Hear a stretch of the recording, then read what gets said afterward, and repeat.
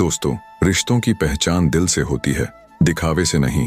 रिश्तों में वही रिश्ता सबसे अच्छा होता है जो किसी गलती के बाद हल्की सी मुस्कुराहट और थोड़ी सी माफी से फिर से पहले जैसा हो जाए। जिंदगी में कम से कम एक ऐसा रिश्ता जरूर होना चाहिए जिसमें हम अपने हर दुख और शिकायत खुलकर साझा कर सके। सच्चा प्यार वही लोग कर सकते हैं जिन्होंने कभी किसी का प्यार पाने की तड़प महसूस की हो। नमस्कार दोस्तों, आपका दिल से स्वागत है। सच्चे दिल से रिश्ते निभाने वाले लोग नसीब से मिलते हैं। आज के समय में हम देखते हैं कि कई लोग अपने हमसफर के साथ रहते हुए भी खुश नहीं। जो लोग आपसे जलते हैं उनसे नफरत मत करो, क्योंकि यह वही लोग हैं जो मानते हैं कि आप उनसे बेहतर हो। जिंदगी में ऐसा नजरिया अपनाओ जो सामने वाले को उसी की भाषा में समझा सके। आखिर कौन कहता है कि सच्चाई का साथ देना आसान है? कौन कहता है कि समय बहुत तेज चलता है? कभी किसी का इंतजार करके देखो तो आपको पता चलेगा कि समय कितना धीरे चलता है। चाहे आप कितने भी अच्छे इंसान क्यों ना हो, किसी न किसी की कहानी में आप बुरे ही होते हैं। रिश्ते हो या रास्ते, जब तक ठोकर नहीं लगती तब तक हमें अपनी सही जगह का एहसास नहीं होता। जिंदगी में जो लोग दूसरों पर निर्भर रहते हैं वह कभी भी खुश नहीं रह पाते। इसलिए ऐसा बनिए कि अपनी सभी जरूरतों और इच्छाओं को आप खुद पूरा कर सके। किसी को अपना इतना वक्त मत दो कि वह वक्त आने पर आपकी अहमियत ही भूल जाए। जो तुम्हें समझता है और वक्त आने पर समझाता भी है, उससे अच्छा हमसफर और कोई नहीं हो सकता। जो लोग अपनी गलतियों को नहीं मानते वह आपको अपना कैसे मान सकते हैं? दुख सभी के हिस्से में आता है, बस फर्क यह है कि कुछ लोग उसे दिखा देते हैं तो कुछ उसे दिल में छुपा कर रखते हैं। एक सच्चाई यह भी है कि हर कोई जो आपकी खैरियत पूछता है वह सच में आपकी खैरियत नहीं चाहता। इस दुनिया में ईमानदार को कभी कभी बेवकूफ कहा जाता है। पैसा एक ऐसी चीज है कि अगर ये हो तो पराये भी अपने हो जाते हैं, और अगर नहीं हो तो अपने भी पराये हो जाते हैं। अगर रिश्ते बनाए रखने हैं तो अच्छाई का बयां करते रहो, और अगर खत्म करना है तो सच्चाई को सामने ला दो। धोखा देना ही धोखा नहीं होता, बल्कि किसी के साथ अपनेपन का नाटक करना उससे भी बड़ा धोखा होता है। लोगों की बातों से परेशान क्यों होते हो? जब हालात बदलते हैं तो लोगों के शब्द भी बदल जाते हैं। कभी कभी अपनों को गिराने के लिए अपने ही उनके बारे में गलत अफवाहें फैलाते हैं। रिश्ते अगर दिल में होते हैं तो तोड़े जाने पर भी नहीं टूटते, और अगर दिमाग में होते हैं तो जुड़ने पर भी नहीं जुड़ते। सारा ज्ञान किताबों से नहीं मिलता, कभी कभी यह ज्ञान मतलबी लोगों से भी मिल जाता है। दोष सिर्फ अंधेरे का नहीं होता, कभी ज्यादा रोशनी भी अंधा बना देती है। सच्चा चाहने वाला आपसे हर प्रकार की बात करेगा, आपसे हर मुद्दे पर बात करेगा, लेकिन धोखा देने वाला सिर्फ आपसे प्यार भरी बातें ही करेगा। सभी का सम्मान करना अच्छा है, लेकिन आत्मसम्मान के साथ जीना आपकी खुद की पहचान है। झूठ बोलकर कुछ पाने से बेहतर है सच बोलकर उसे खो देना। इस जगह पर यकीन मत करो। यहाँ पल भर की मुलाकात पर लोग तो सालों पुराने रिश्ते भी भूल जाते हैं। जहां अपनों के सामने अपनी सच्चाई साबित करनी पड़े वहां हमें बुरे ही ठीक हैं। जो वक्त पर काम आए वही असली अपना है। बस खून के रिश्ते होने से कोई अपना नहीं होता। इंसान अगर चाहे तो अपने भाग्य को भी बदल सकता है, बस उसमें वह हिम्मत और जज्बा होना चाहिए। आप तब तक अच्छे हैं जब तक सामने वाले को आपकी जरूरत है। जैसे ही जरूरत खत्म होती है आपकी अच्छाई भी खत्म हो जाती है। इंसान का सबसे सुंदर हिस्सा उसका दिल होता है, और अगर वह साफ नहीं है तो एक चमकता चेहरा किसी काम का नहीं। जो तुमसे तंग आ जाए उसे छोड़ दो, क्योंकि बोझ बनकर रहना याद बनकर रहना कहीं बेहतर है। तकलीफ देने वाले को भले ही भूल जाओ, लेकिन जो तकलीफ में साथ देते हैं उन्हें कभी मत भूलना। जिंदगी की किताब को बेवक्त मत छोड़ो, क्योंकि कोई नहीं जानता कि कौन सा पन्ना किस वक्त पलट जाए। हर कोई बुरा होता है, यह समझ लो, क्योंकि ना तुम फरिश्ते हो ना हम। जरूरी नहीं कि इंसान बदला हो सकता है वह किसी जीवन की उलझन में फंसा हो। सभी किसी न किसी से भरे होते हैं। एक दिल प्रेम से भरा होता है तो कोई घृणा से, कोई दुखों से, और कोई पुरानी यादों से। देखो, दिल की उम्मीद का हौसला कितना मजबूत है। वह इंतजार कर रहा है जिसे इसकी कोई परवाह ही नहीं। जिंदगी बहुत छोटी है, इसलिए किसी के पीछे भागने से कहीं ज्यादा बेहतर है अपने सपनों को पूरा करना। दुनिया को परखने की बजाय उसे छोड़ दो, क्योंकि लोग बाहर से जो दिखते हैं अंदर से वे वैसा नहीं होते। एक बार की बात है, जंगल में एक ऊंट और खरगोश के बीच गहरी मित्रता थी। वे हमेशा साथ रहते थे, घास चढ़ते थे, खेलते थे और आराम करते थे। दोनों के बीच बहुत गहरी मित्रता थी। जब नदी के पार जाना होता था तो ऊंट खरगोश को अपनी पीठ पर बैठाकर दोनों आराम से पार कर जाते थे। खरगोश बहुत बुद्धिमान था और अक्सर ऊंट को अपने ज्ञान से मार्गदर्शन करता था। एक दिन ऊंट ने खरगोश से कहा, मित्र, मैं तुम्हें अपनी पीठ पर बैठाकर दूर देश ले चलता हूं। तुम कोई ऐसी कहानी सुनाओ जिससे मुझे ज्ञान भी मिले और यात्रा भी आसान हो जाए। खरगोश मुस्कुराते हुए बोला, मैं हमेशा की तरह तुम्हें एक ज्ञानवर्धक कहानी सुनाता हूं जो हमें एक अनमोल सीख देगी। कृपया तुम ध्यान से सुनना। खरगोश फिर कहानी शुरू करता है। मित्र, ऐसे कौन से 3 लोग होते हैं जिन पर कभी विश्वास नहीं करना चाहिए, जो सगे खून के रिश्तों के बावजूद गद्दारी करते हैं। बहुत समय पहले की बात है। एक सुंदर नगर था। उस नगर में एक चोर अपने परिवार के साथ रहता था और छोटी मोटी चोरी करके अपना जीवन यापन करता था। वह चोर चोरी करता था, लेकिन उसके चुराए गए धन से उसका परिवार ठीक से नहीं चल पाता था। इसीलिए वह हमेशा चिंतित और दुखी रहता था। एक दिन चोर अपने घर के बाहर बैठा सोच रहा था, मैं चोरी करता हूं, लोगों के घरों में डाका डालता हूं, फिर भी दुखी हूं। मैंने तो बहुत सारी चोरी की, लेकिन मेरे परिवार की गरीबी खत्म नहीं होती। अब मुझे क्या करना चाहिए? सोचते सोचते चोर के दिमाग में एक विचार आया। उसने सोचा, पाप तो पाप होता है, चाहे वह छोटा हो या बड़ा, चाहे छोटी चोरी करूं या बड़ी चोरी, मैं तो चोर ही रहूंगा। अगर मुझे पकड़ा जाता है तो मुझे छोटी चोरी पर उतनी ही सजा मिलेगी जितनी बड़ी चोरी करने पर मिलती है, तो क्यों ना मैं बड़ी चोरी करूं। मित्रों, यह विचार कर चोर ने एक योजना बनाई कि आज रात वह नगर के राजा के खजाने को लूटने जाएगा। इस निश्चय के साथ वह खजाना लूटने की योजना तैयार करने लगा। जब रात हुई तो चोर चुपके से राजमहल में घुस गया और वहां तक पहुंचते पहुंचते वह उस स्थान पर पहुंच गया जहां राजा का खजाना रखा हुआ था। वहां पहुंचने पर उसने देखा कि खजाने के चारों ओर खड़ी सुरक्षा थी। कई सैनिक खजाने की पहरेदारी कर रहे थे और उनकी नजरों से बचकर खजाने तक पहुंचना बेहद कठिन था। इतनी कड़ी सुरक्षा थी कि उसे तोड़कर खजाने तक पहुंचना आसान नहीं था। अगर किसी सैनिक की नजर चोर पर पड़ जाती तो वह तुरंत उसे मौत के घाट उतार देता। सैनिकों को देखकर चोर को ऐसा महसूस हो रहा था कि जैसे खजाने के चारों ओर यमराज खड़े हों। वह सोचने लगा कि अगर उसने चोरी करने की कोशिश की तो वह जिंदा नहीं बच पाएगा। यह सोचकर चोर ने चोरी का इरादा छोड़ दिया और पीछे मुड़कर जाने लगा। लेकिन थोड़ी ही दूरी पर उसके मन में एक और विचार आया। उसने सोचा, मैं इतनी मेहनत से राजमहल के अंदर तक पहुंचा हूं और अब बिना कुछ लिए घर लौटना ठीक नहीं। अगर मैं खाली हाथ लौटता हूं तो मेरा इतना दूर आना व्यर्थ हो जाएगा। यही सोचकर वह राजा के शयन कक्ष की ओर बढ़ने लगा। चोर ने अनुमान लगाया कि इस समय राजा अपनी रानी के साथ गहरी नींद में सो रहा होगा, तो वह राजा का शाही पोशाक पहनने के लिए शयन कक्ष में जाएगा। राजा के राज से वस्त्र पहनकर राजा के रूप में वह महल से धन चुराकर आसानी से बाहर निकल जाएगा। पहरेदार उसे राजा समझकर रोकेंगे नहीं और उसका काम आसान हो जाएगा। यह सोचकर चोर राजा के शयन कक्ष के पास पहुंच जाता है और पर्दे को धीरे से हटाकर अंदर झांकने लगता है। जैसे ही उसने पर्दा हटाया और अंदर देखा, वह आश्चर्यचकित रह गया।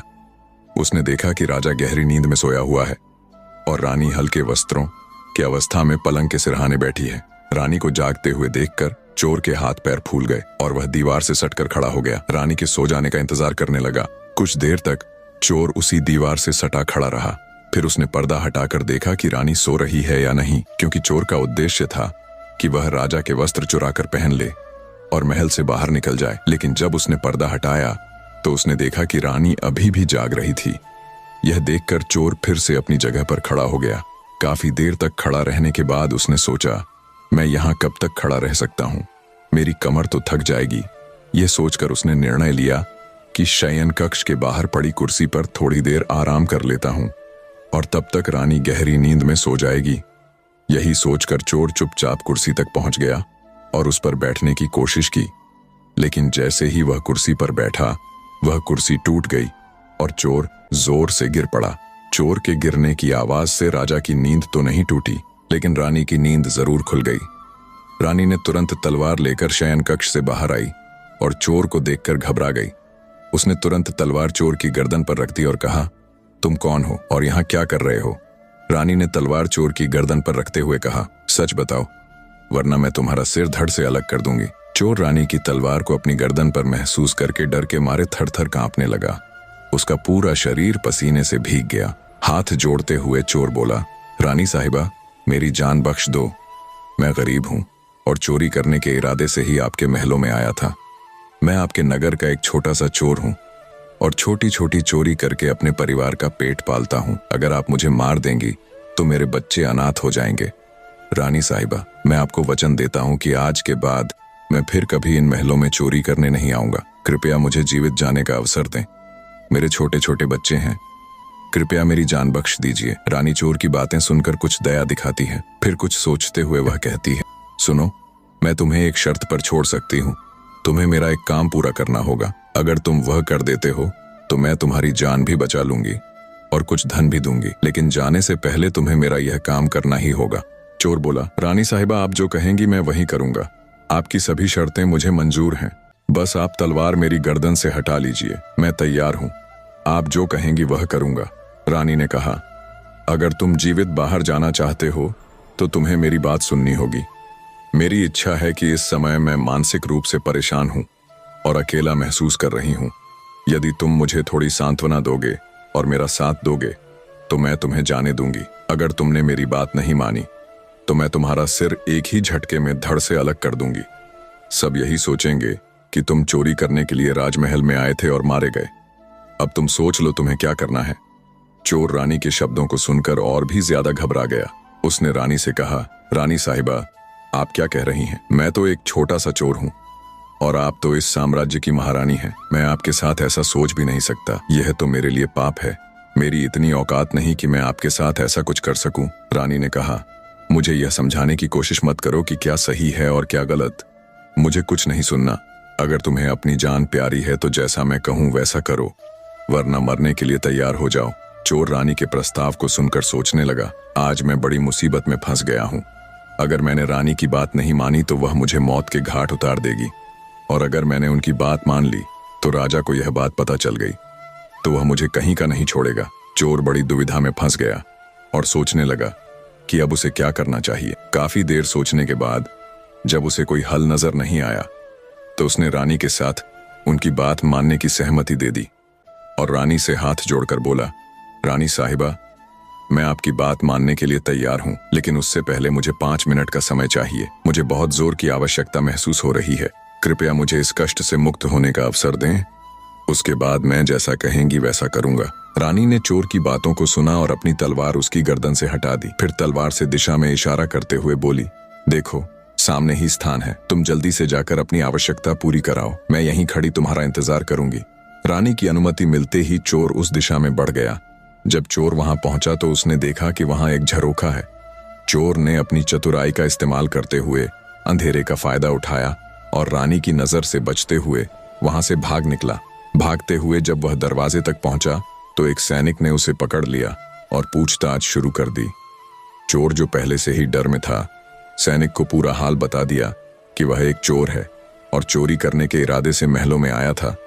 उसने यह भी बताया कि रानी ने उसे पकड़ लिया था और अब वह उसके साथ सांत्वना करना चाहती है। किसी तरह वह रानी को चकमा देकर भाग रहा था। तब सैनिक ने उसे पकड़ लिया। सैनिक ने कहा, तुमने राजमहल में घुसने की हिम्मत कैसे की? मैं तुम्हें कैसे जाने दे सकता हूँ?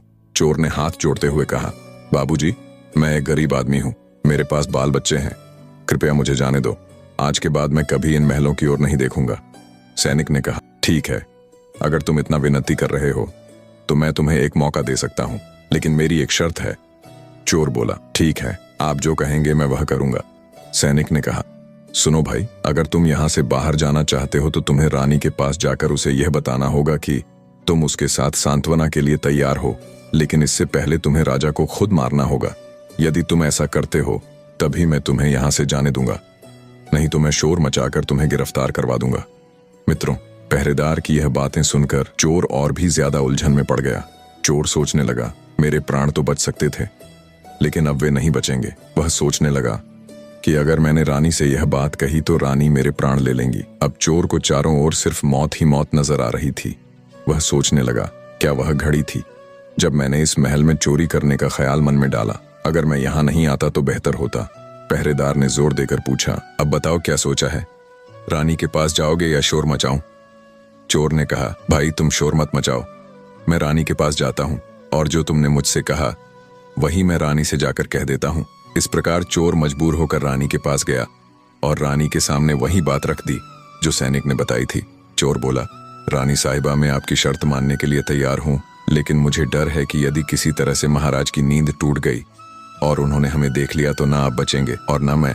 चोर ने कहा, हे रानी, यदि आप मेरे साथ सांत्वना चाहती हो तो पहले आपको अपने पति का सिर काटना होगा। यदि आप मेरी बात मानती हो तो मुझे आपके साथ कोई आपत्ति नहीं है।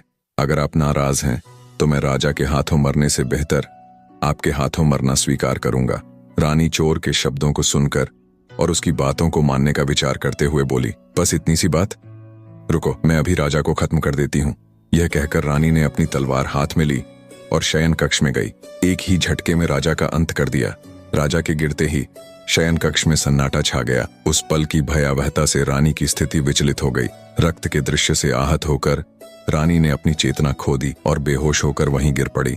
इस बीच चोर ने स्थिति का लाभ उठाते हुए चुपचाप वहां से भागने का निर्णय लिया।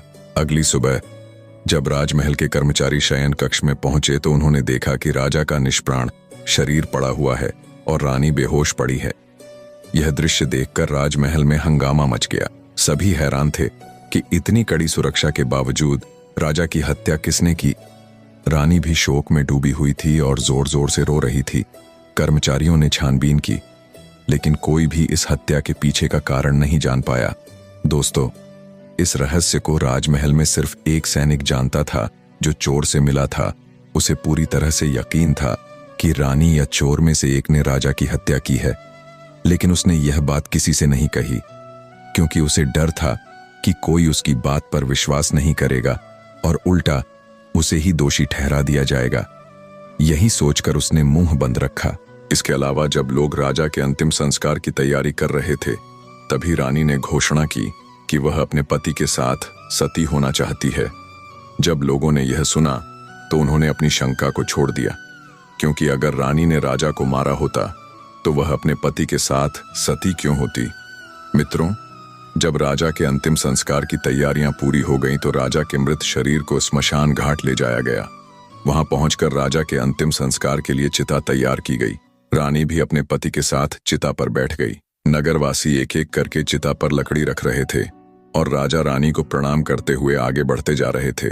सभी की जुबान पर यही बात थी कि रानी अपने पति से बहुत प्यार करती है, इसीलिए वह जीवित रहते हुए अपने पति के साथ सती होने जा रही है। इस बीच जब उस सैनिक की बारी आई जो इस रहस्य को जानता था, वह सैनिक चिता पर लकड़ी रखने पहुंचा और धीरे से रानी के कान में कहा, महारानी, आप तो सती होने जा रही हैं, तो फिर मेरी जिज्ञासा का समाधान कौन करेगा? रानी ने पूछा। किस जिज्ञासा की बात कर रहे हो? सैनिक ने कहा, रानी साहिबा, जाते जाते मुझे यह तो बता दीजिए कि राजा साहब को किसने मारा है। क्या वह चोर जिसने कल आपके महल में प्रवेश किया था, या फिर आपने? सैनिक के मुंह से यह शब्द सुनते ही रानी चौंक पड़ी। उसे समझ में आ गया कि इस रहस्य को यह सैनिक जानता है। रानी ने कहा, सुनो सैनिक, राजा को ना तो मैंने मारा है और ना ही उस चोर ने। अगर तुम्हें यह जानना है कि राजा को किसने मारा है तो तुम्हें नगर के बाहर उत्तर दिशा में स्थित जंगल में जाना होगा। वहां एक बुढ़िया अपनी कुटिया में रहती है, वही तुम्हें यह रहस्य बता सकती है कि राजा को किसने मारा। रानी का जवाब सुनकर सैनिक की जिज्ञासा और भी बढ़ गई। वह इस रहस्य को जल्द से जल्द जानना चाहता था। उसने राजा की चिता पर लकड़ी रखी और अन्य लोगों की तरह प्रणाम कर आगे बढ़ गया। अगले दिन सुबह वह सैनिक रानी द्वारा बताई गई जगह की ओर चल पड़ा। जब वह जंगल के पास पहुंचा तो वहां उसे कुटिया दिखाई दी जिसमें बुढ़िया रहती थी। सैनिक बुढ़िया को प्रणाम करता है और बोला, माँ जी, मैं एक रहस्य जानने आया हूं, मुझे यह बताइए कि राजा साहब को किसने मारा है। बुढ़िया ने कहा, बेटा, अगर तुम यह रहस्य जानना चाहते हो तो तुम्हें एक काम करना होगा। मेरी कुटिया के सामने एक मेमना बंधा हुआ है, तुम अपनी तलवार से एक ही बार में उस मेमने की गर्दन काट दो। जैसे ही तुम उसका सिर काटोगे, वह सिर हवा में उड़ने लगेगा और उसका धड़ वहीं गिर जाएगा। जैसे ही मेमना का सिर हवा में उड़ने लगे, तुम उसके कान पकड़ लेना। मेमना का सिर तुम्हें उस स्थान पर ले जाएगा जहां तुम्हें अपने सवाल का उत्तर मिल जाएगा और तुम जान पाओगे कि राजा को किसने मारा। बुढ़िया की बातें सुनकर सैनिक तुरंत कुटिया से बाहर निकल आया बाहर निकलकर उसने देखा कि सचमुच कुटिया के पास एक मेमना बंधा हुआ था। सैनिक ने अपनी तलवार निकाली और एक ही वार में मेमना का सिर धड़ से अलग कर दिया। जैसे ही मेमना का सिर कटकर हवा में उड़ने लगा, सैनिक ने उसके कान पकड़ लिए। मेमने का सिर सैनिक को लेकर एक दूर जंगल में उड़ने लगा। काफी देर बाद वह सिर सैनिक को एक भयानक जंगल में ले गया, जहां एक बड़ी गुफा थी। गुफा के द्वार पर मेमने का सिर नीचे उतर गया। सैनिक सोचने लगा, इस जंगल में तो कोई इंसान नजर नहीं आ रहा है, तो फिर मेरे सवालों का जवाब कौन देगा? कौन इस रहस्य से पर्दा उठाएगा कि राजा को किसने मारा? वह सैनिक जो गुफा के सामने खड़ा था, यह सब सोच रहा था। वह गुफा एक राक्षस की थी, जहां राक्षस अपनी बेटी के साथ रहता था। जब वह सैनिक गुफा के पास पहुंचा, तब शाम हो चुकी थी और राक्षस अपनी बेटी को गुफा में अकेला छोड़कर भोजन की तलाश में बहुत दूर जंगल में जा चुका था। जैसे ही राक्षस कन्या को किसी मनुष्य की गंध महसूस हुई, वह गुफा से बाहर आई। उसने देखा कि एक स्वस्थ और हष्ट-पुष्ट युवक गुफा के द्वार पर खड़ा है। यह देखकर राक्षस कन्या खुशी से भर गई। उसने सोचा, अगर मैंने इसे मारकर खा लिया तो मेरी भूख शांत हो जाएगी, लेकिन अगर मैंने इसे जिंदा रखा तो यह मेरे काम आ सकता है। मैं इसे अपना खिलौना बना लूंगी। यह मेरे साथ खेल सकेगा और मेरा मन बहला जाएगा। यह विचार करते हुए राक्षस कन्या ने तुरंत एक सुंदर लड़की का रूप धारण किया। वह गुफा से बाहर आई और सैनिक के सामने खड़ी हो गई। जैसे ही सैनिक की नजर उस राक्षस कन्या पर पड़ी, वह चकित रह गया। उसने कभी ऐसी सुंदर स्त्री नहीं देखी थी और वह तुरंत ही उसकी सुंदरता में खो गया। वहीं राक्षस कन्या पहले से ही सैनिक पर मोहित थी। उसे देखकर यह समझते हुए कि सैनिक भी उसकी सुंदरता पर मोहित हो गया है, उसने उसे अपने साथ चलने का निमंत्रण दिया। सैनिक ने खुशी खुशी स्वीकार किया और वह राक्षस कन्या के साथ गुफा में चला गया। सैनिक का उद्देश्य तो राजा की मृत्यु का रहस्य जानना था, लेकिन वह राक्षस कन्या के साथ रमण करने लगा और अपना असल उद्देश्य भूल गया। जब राक्षस के लौटने का समय करीब आता है, राक्षस कन्या को सैनिक की जान की चिंता होती है। वह सोचने लगी कि यदि मेरे पिता ने इस युवक को देख लिया तो वह उसे जिंदा खा जाएगा। जैसे ही राक्षस के लौटने का समय हुआ, राक्षस कन्या ने अपनी माया से उस सैनिक को मच्छर बना दिया और उसे दीवार पर चिपका दिया। फिर उसने अपना रूप बदलकर राक्षस कन्या का रूप लिया। जब राक्षस गुफा में वापस लौटता है तो उसने अपनी बेटी से पूछा, बेटी, आज गुफा में मुझे मनुष्य की गंध क्यों आ रही है? क्या कोई मनुष्य मेरे पीछे गुफा में आया था? राक्षस कन्या पिता को गुमराह करते हुए बोली, पिताजी, आप भी कैसी बातें करते हैं? इस भयानक जंगल में कोई कैसे आ सकता है? यदि गलती से भी कोई आ जाए तो मैं उसे कच्चा चबा जाऊंगी। आप फिक्र मत कीजिए, किसी भी मनुष्य में इतनी हिम्मत नहीं है जो हमारी गुफा तक आ सके। आप आराम करें, पिताजी आप थक गए होंगे, मैं आपका सिर दबा देती हूं। राक्षस कन्या ने अपने पिता को झूठ बोलकर गुमराह कर दिया और सैनिक के बारे में कुछ नहीं बताया। अब यह राक्षस कन्या का रोज का नियम बन गया था। जब भी राक्षस शिकार के लिए बाहर जाता, वह सैनिक को फिर से इंसान बना देती और जब राक्षस लौटता तो वह उसे मच्छर बनाकर दीवार पर चिपका देती। इस प्रकार सैनिक का समय राक्षस की गुफा में बीतते हुए बहुत समय बीत गया। एक दिन जब सैनिक को राक्षस कन्या से बोरियत हो गई और वह अपनी असल जिंदगी की यादों में खोने लगा, उसे अपने पत्नी और बच्चों की याद सताने लगी। लेकिन वह राक्षस कन्या की गिरफ्त में था और निकलना कोई आसान काम नहीं था। एक दिन राक्षस कन्या ने उस मच्छर को सैनिक बना दिया, लेकिन फिर वह भूल गई। सैनिक जो अवसर का इंतजार कर रहा था, जैसे ही उसे मौका मिला, वह गुफा से चुपके से बाहर निकल आया। सैनिक ने बाहर आकर सोचा, अब मुझे राक्षस कन्या से छुटकारा मिल गया, लेकिन अब नगर तक कैसे पहुंच? मुझे तो नगर का रास्ता भी नहीं पता। फिर भी उसने हार नहीं मानी और ईश्वर का नाम लेकर एक दिशा में दौड़ने लगा। कई दिन की दौड़ के बाद वह अंततः अपने नगर पहुंच गया। अपने नगर में जाकर अपने परिवार से मिला, बीवी बच्चों से मिला तो उसे बहुत अच्छा महसूस हुआ। अपने परिवार से मिलकर वह सोचने लगा, अच्छा हुआ कि वह राक्षस कन्या सो गई और मुझे भागने का मौका मिल गया, वरना ना जाने कब तक वह मुझे मच्छर मक्खी बनाकर रखती। भगवान का लाख लाख शुक्र है कि मुझे यह मौका मिल गया। वह खुशी खुशी अपने परिवार के साथ रहने लगा। इस तरह सैनिक को घर लौटे हुए 3 महीने बीत गए। बहुत समय बाद उसे राक्षस कन्या की याद फिर सताने लगी। वह सोचने लगा, कितनी सुंदर थी वह स्त्री, वह मुझे कितना प्यार करती थी, कितना ख्याल रखती थी, और मैंने उसके साथ क्या किया। मुझे इस तरह से उसे अकेला छोड़कर नहीं आना चाहिए था। जब मैं वापस आ रहा था तो मैंने उससे ठीक से मिलकर अलविदा तक नहीं किया। मुझे उसे इस तरह छोड़कर नहीं आना चाहिए था। जब यह विचार सैनिक के मन में आते हैं तो उसकी बेचैनी बढ़ने लगती है।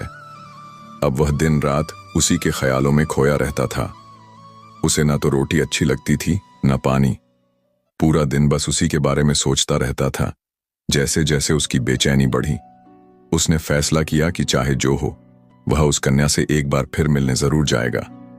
इस निश्चय के साथ सैनिक उस बुढ़िया के पास पहुंचा और हाथ जोड़कर बोला, मां जी, आपने जिस स्थान पर मुझे पहले भेजा था, मैं फिर उसी स्थान पर जाना चाहता हूं। बूढ़ी औरत ने सैनिक को देखा और उसे पहचान लिया कि यही वही सैनिक है जो कुछ महीनों पहले राजा के हत्यारे के बारे में जानकारी लेने के लिए आया था। बूढ़ी औरत बोली, बेटा, जिस काम के लिए मैंने तुम्हें उस जंगल में भेजा था, क्या वह काम अब पूरा हो गया है या नहीं? सैनिक बोला, मां जी, उन बातों को छोड़िए। मुझे राजा को किसने मारा, इससे क्या फर्क पड़ता है? मैं तो कहीं अधिक महत्वपूर्ण काम के लिए आपके पास आया हूं। मां जी, बस एक बार आप मुझ पर कृपा करें और मुझे उस स्थान तक पहुंचा दें। मुझे उस स्थान पर जाना है। अब सैनिक को यह भी याद नहीं था कि वह पहले बूढ़ी औरत के पास क्यों आया था। उसकी सारी तवज्जो अब उस राक्षस कन्या से मिलने पर थी। उसकी बेचैनी बढ़ती जा रही थी और वह बार बार बुढ़िया से उस स्थान तक पहुंचाने की प्रार्थना करने लगा। सैनिक की इस हालत को देखकर बुढ़िया समझ गई कि यह सैनिक अपने काम के जादू में बुरी तरह फंसा हुआ है। बूढ़ी औरत ने कहा, बेटा, पहले मेरे पास एक मेमना था जिसके तुम कान पकड़कर उस स्थान तक पहुंच गए थे, लेकिन अब मेरे पास दूसरा मेमना नहीं बचा है। अब मैं तुम्हें वहां कैसे भेज सकती हूं? सैनिक बोला, माताजी, मैं आपका जीवन भर आभारी रहूंगा। आप मुझे किसी भी तरह उस स्थान तक भेज दीजिए। मैं एक बार उस राक्षस कन्या से मिलना चाहता हूं। मुझे किसी भी कीमत पर उसे मिलवाइए। सैनिक की बातें सुनकर बूढ़ी औरत बोली, ठीक है, अगर तुम नहीं मानते हो तो मेरे पास एक तरीका है जिससे तुम जल्दी ही उस लड़की से मिल सकते हो। सैनिक ने पूछा, वह तरीका क्या है? बूढ़ी औरत ने कहा, बेटा, यदि तुम उस लड़की से मिलना चाहते हो तो तुम्हें तुम्हारे बड़े बेटे को मेरे पास लाना होगा। सैनिक बोला, यह तो कोई बड़ी बात नहीं है, मैं अभी अपने बेटे को लेकर आता हूं। इतना कहकर जल्दी से वह सैनिक अपने घर गया और अपने बड़े बेटे को लेकर बूढ़ी औरत के पास वापस पहुंचा। फिर उसने बूढ़ी औरत से कहा, माताजी, मैंने अपने बेटे को आपके पास लेकर आ चुका हूं। बताइए, अब मुझे क्या करना है? बूढ़ी औरत बोली, बेटा, तुम्हें ज्यादा कुछ नहीं करना है। जैसे तुमने उस मेमने का सिर काटा था, वैसे ही तुम्हें अपने बेटे की गर्दन काटनी होगी। जैसे तुम मेमने के कान पकड़कर उस स्थान तक पहुंचे थे, वैसे ही तुम्हारे बेटे का सिर तुम्हें उस स्थान तक पहुंचा देगा। काम के वशीभूत सैनिक अपने बच्चे का सिर काटने के लिए तैयार हो जाता है। जैसे ही वह तलवार उठाकर अपने बेटे का सिर काटने वाला होता है, बूढ़ी औरत अचानक उसका हाथ पकड़ लेती है और कहती है, ठहरो नौजवान, यही तुम्हारे प्रश्न का उत्तर है। तुम मेरे पास एक सवाल लेकर आए थे कि राजा को किसने मारा है, तो सुनो। नौजवान, राजा को ना तो चोर ने मारा था और ना ही रानी ने। राजा को तो बस हवस ने मारा था। ठीक उसी तरह जैसे आज तुम काम वासना के अंधेपन में अपने ही बेटे को मारने के लिए तैयार हो गए। इसी हवस के वशीभूत होकर मनुष्य अज्ञानी बन जाता है और वह इतने घृणित कार्य कर डालता है जिनकी कल्पना भी नहीं की जा सकती। यह रिश्तों को तोड़ देता है और कभी नहीं जानता कि कब किसकी जान ले ले।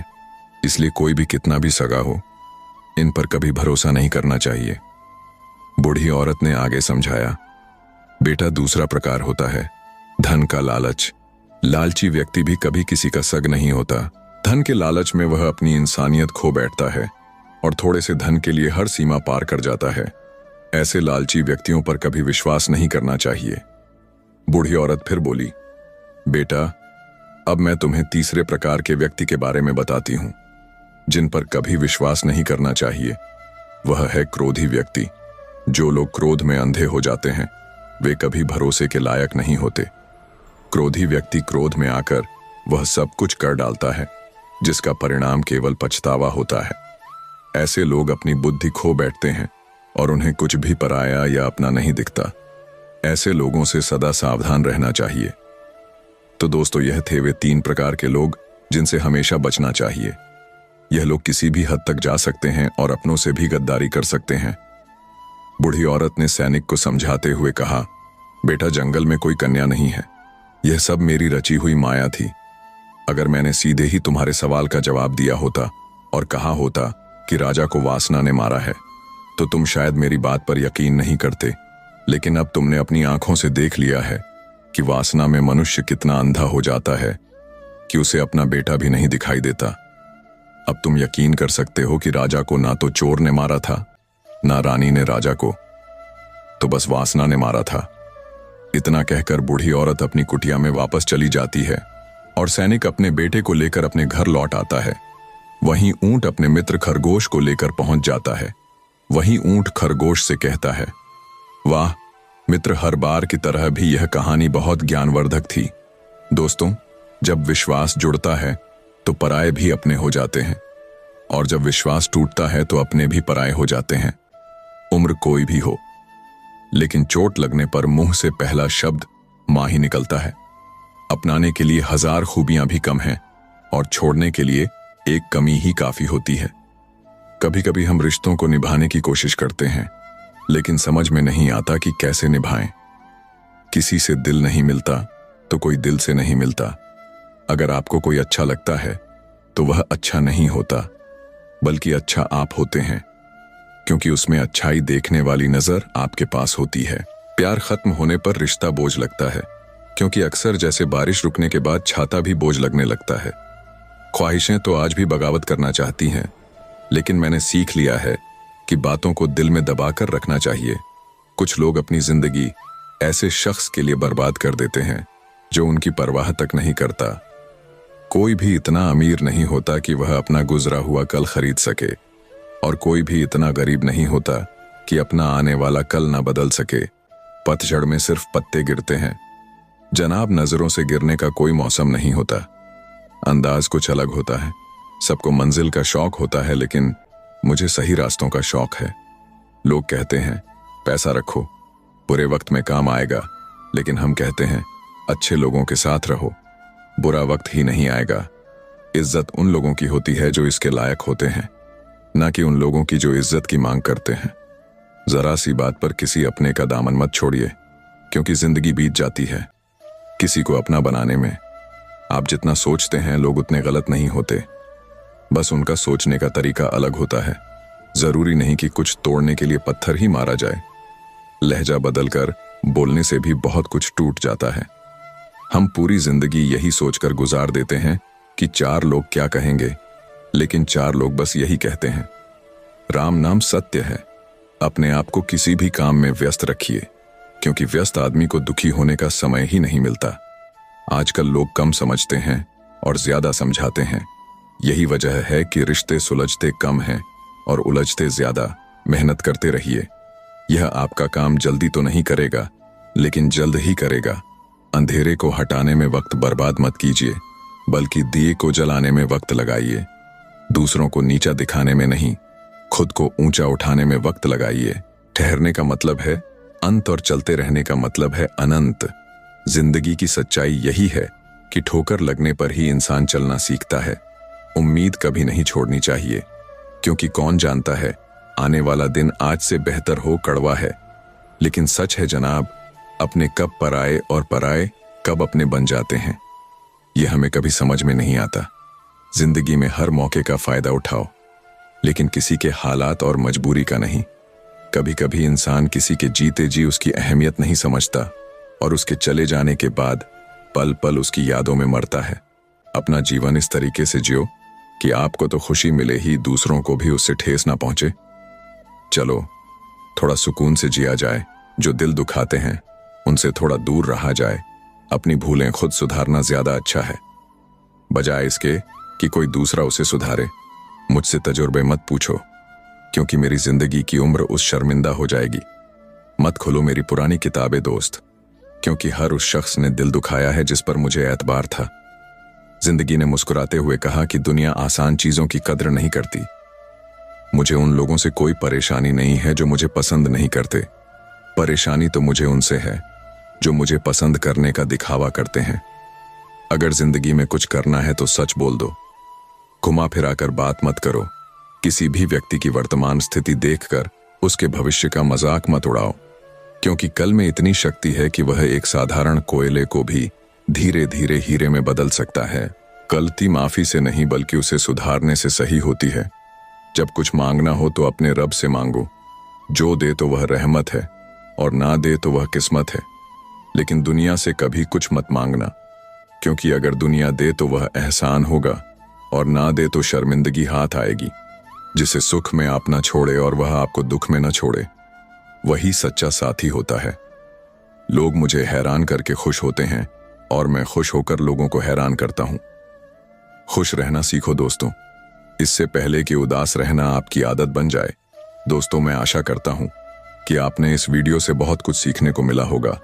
वीडियो को लाइक और शेयर करके कमेंट में नमो बुद्धाय लिखना ना भूलें और ऐसे ही ज्ञानवर्धक वीडियो पाने के लिए हमारे चैनल घंटी जरूर बजा दें। और हाँ प्यारे मित्रों, मुझे सुनने के लिए आपका बहुत बहुत धन्यवाद।